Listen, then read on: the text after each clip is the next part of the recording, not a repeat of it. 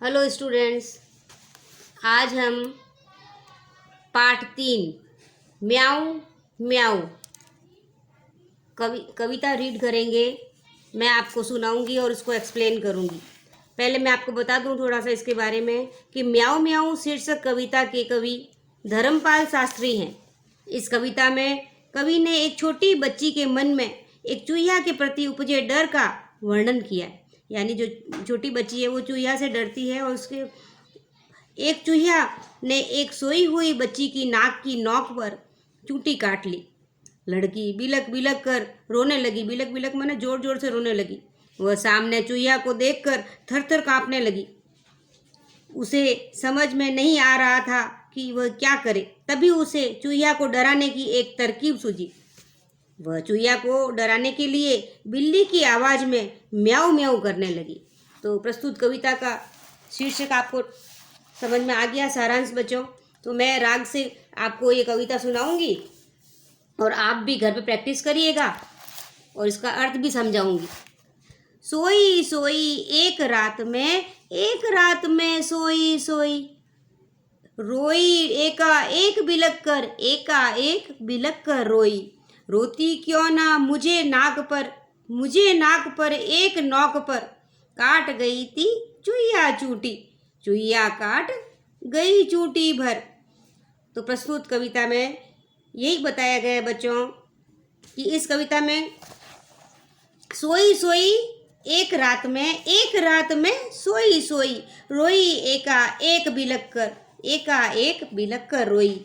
यानी रात में सोए सोए अचानक एक छोटी लड़की बिलक बिलक कर रोने लगी, क्योंकि उसकी नाक की नोक पर किसी चुईया ने चूटी काट ली थी।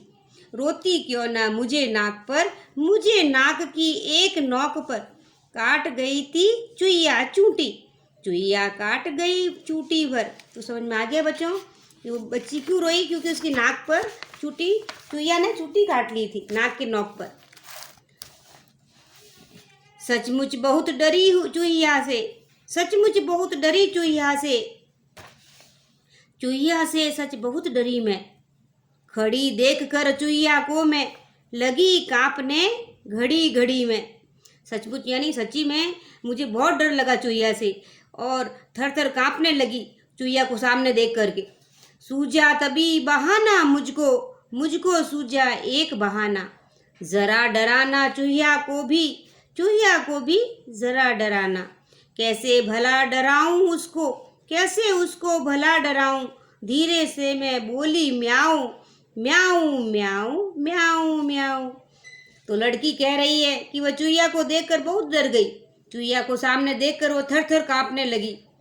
तभी उसे चुईया को डराने की एक तरकीब सूझी। तरकीब यानी सूझी यानी ध्यान में आया उसके। चुईया को डराने के लिए वह म्याऊं म्याऊं बिल्ली की आवाज़ करने लगी। तो ये कविता है बच्चों और इसमें आपको शब्दार्थ भी देखो लिखे हैं मैंने, वो देख लेना आप। बिलक बिलक बिलक कर यानी जोर जोर से रोना। एकाएक यानी अचानक। नोक यानी सिरा। चूंटी मने चुईया ने नुकीले दांत से काटा। घड़ी घड़ी मने बार बार। सूझा मने सोचा। म्याऊ मने बिल्ली की आवाज़। नेक्स्ट है कांपना यानी थर थराना। सूझना मने ध्यान में आना या तरकीब जानना। जरा मने थोड़ा सा। अब हम प्रश्न उत्तर देखेंगे इसमें। तुम्हें अपनी सुहानी की कहानी, तुम्हें अपनी दोस्त सुहानी याद है ना? उसका एक दोस्त भी था। उस नटखट दोस्त का नाम लिखो। सुहानी का दोस्त गोलू नामक एक नटखट चूहा था। ठीक है बच्चों। नेक्स्ट क्वेश्चन है, इस कविता में बिल्ली की आवाज़ किसने निकाली है? उसका भी नाम सोचो। इस कविता में बिल्ली की आवाज़ एक लड़की ने निकाली है। शायद उसका नाम गीता, रीता या फिर कोमल हो सकता है, तो मैंने गीता नाम दिया है। ठीक है बच्चों, आप भी अपने मर्जी से दे सकते हो इसमें। अगर सुहानी इस लड़की की दोस्त होती तो क्या करती? कि सुहानी उसे भयभीत नहीं होने देती तथा चुईया को भगा देती। यानी वो सुहानी की दोस्त लड़की की दोस्त होती तो क्या करती? चुईया उसको काट नहीं सकती थी, उसको डरने नहीं देती। चुईया अगली बार आए उससे पहले उसको भगा देती चुईया को। नेक्स्ट क्वेश्चन है डरना मत। कविता में लड़की ने म्याऊ की आवाज़ निकाली थी। म्याऊ की आवाज़ सुनकर चूहिया पर क्या असर हुआ होगा? कि वो डर कर भाग गई होगी।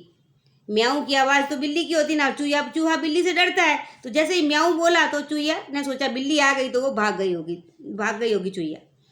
नेक्स्ट क्वेश्चन है तुम्हें सबसे ज़्यादा डर किससे लगता है? तब तुम क्या करते हो? कि मुझे सबसे ज़्यादा डर काली बिल्ली से लगता है और मैं उससे छिप जाती हूँ।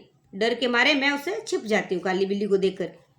थर्ड क्वेश्चन है अब बताओ तुम्हें अगर उसे डराना हो तो कैसे डराओगे, क्या करोगे?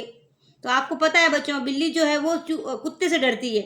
तो हम क्या करें, अगर मुझे काली बिल्ली को डराना होगा तो मैं उसे कुत्ते की आवाज़ में भौं भौं निकाल कर डराऊंगी। नेक्स्ट है बन गया वाक्य। आपको ये शब्द दे रखे हैं, उसे वाक्य बनाना है। नीचे लिखे शब्दों का वाक्यों में इस्तेमाल करो।